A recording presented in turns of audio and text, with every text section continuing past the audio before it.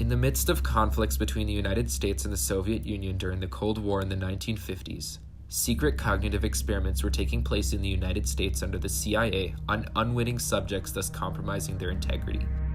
The CIA launched these notorious mind control programs in order to combat Soviet progress in cognitive mind control studies and drug research. The CIA compromised the safety of their own civilians in order to combat a conflict of international affairs.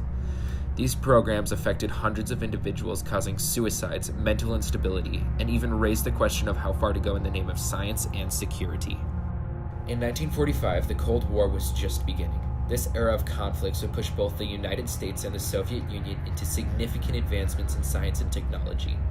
Every move the other made was countered out of fear. If the Soviets were going to space, so were the Americans. If the Soviets had the KGB, the Americans would create the CIA. And when the Americans suspected Soviet capabilities to elicit mind control, the Americans launched a program to counter it. The American CIA believed that the Soviets had the capabilities to force civilians into false confessions using mind-altering techniques.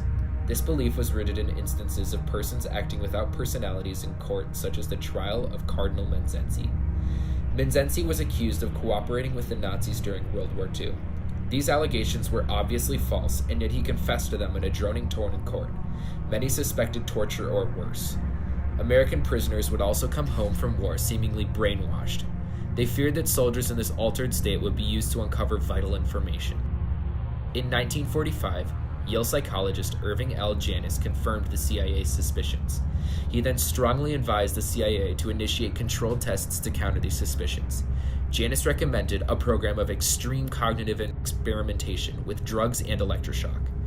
The tests would start using drugs, psychological, and other means in search of techniques to control human behavior for counterintelligence and covert action purposes. In 1953, these very reasons rooted in fear spurred CIA Director Alan Dulles to start a vicious and powerful program under the codename MKUltra. MKUltra was an extensive CIA program that brought numerous cognitive research projects into one coherent program and created more.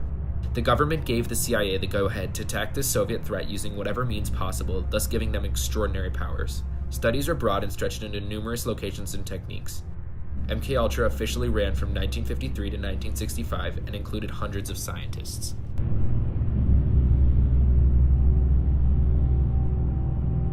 Some of the most notorious experiments under MKUltra were the experiments performed at McGill University in Montreal under Dr. Donald Ewan Cameron. The goals of these experiments were to rewire subjects' brains in order to modify their beliefs and deprive them of their memories. Subjects were drugged on dangerous doses of LSD and deprived of their senses in sensory deprivation chambers. Then they were given electroshock therapy to kill off any memories or identification of themselves. After the subjects were deprived of their sanity, they would enter the phase of regaining proper forms of interaction and behavior. In this phase, subjects would have helmets locked onto their heads that would play positive repeating messages over and over without end. Subjects of this subproject suffered deep mental trauma and instability, and some would be incapable of speech. The methods used in these experiments were extreme even during the time they were enacted. Dr. Cameron attended the Nuremberg trials following World War II, in which Nazi scientists were prosecuted for their war crimes, many of these being unethical experiments on unconsenting subjects.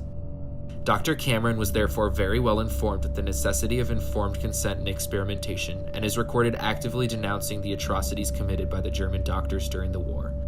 Dr. Cameron supported the Nuremberg Code, a set of rules that laid out what kind of consent was necessary while conducting human experiments.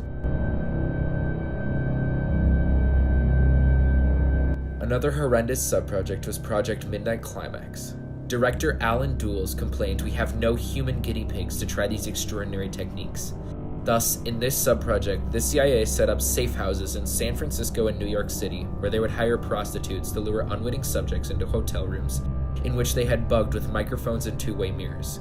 Those subjects were then given heavy doses of LSD disguised in cocktails, where they would be then observed. Later, the experiments escalated to a point in which scientists simply drugged people at beaches, bars, nightclubs, and other public areas. The subjects given the psychedelic were never kept track of. This subproject was highly unproductive, unethical, and unscientific. This brutal subproject is the direct cause of the death of Dr. Frank Olson.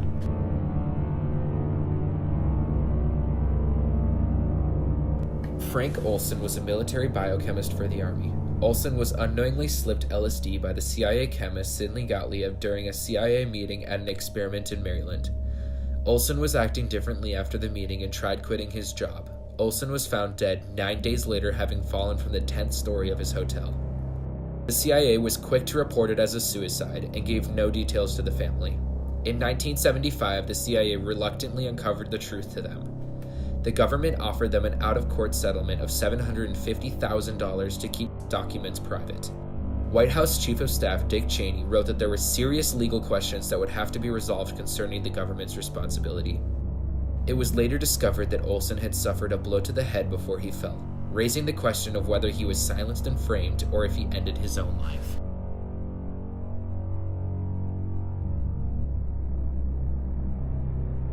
The CIA never fully acknowledged these acts or the suffering that they caused. The Watergate scandal surrounding Richard Nixon led to increased interest into the affairs of the CIA. Out of fear, CIA Director Richard Helms ordered any documentation burned. The CIA knew their actions were unethical. They decided to accept the circumstances in the name of science and security. The CIA had decided a Soviet threat was of great enough importance to harm their own civilians.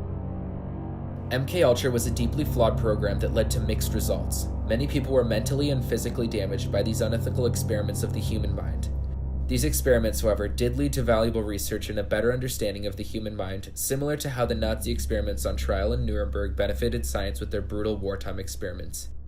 In an interview, Professor Alfred McCoy said that MKUltra and its surrounding experiments established more effective methods for torture such as sensory deprivation.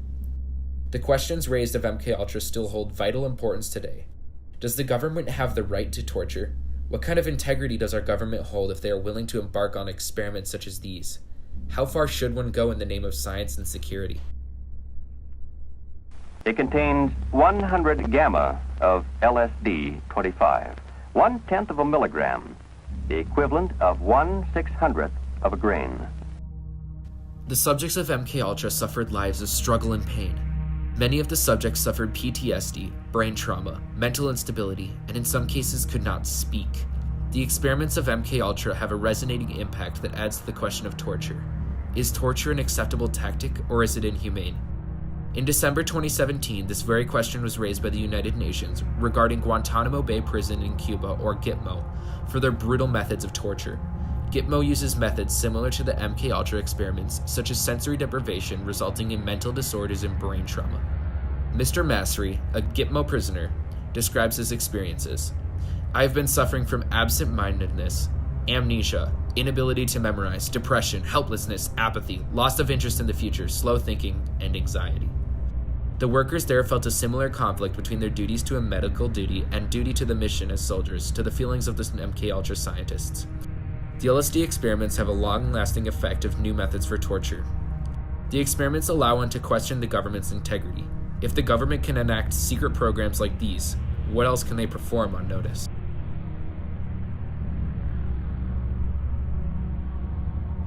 The CIA lied to everyone. They tricked most of the scientists involved that their work provided entirely different purposes. Few of the subjects were informed of what each experiment truly consisted of. Nonetheless, were they informed that they were even going to be experimented upon. The American people were lied to as well, told that their government could be relied on, that they could trust in the integrity of the nation they called home. The CIA compromised their integrity and the safety and trust of the American people, all to combat fear of greater conflict with the Soviet Union. They were willing to go this far. How much farther have they gone? And how much farther will they go? The CIA's secret experiments on the mind were inhumane, ineffective, and conducted in an unscientific manner. The CIA compromised the safety of their own civilians in order to combat a conflict with the Soviet Union. They knew the whole time that their actions were wrong. The experiments were horribly unsuccessful compared to the costs they ensued. The experiments held under the codename MKUltra left a horrendous legacy of pain and deceit under the United States government.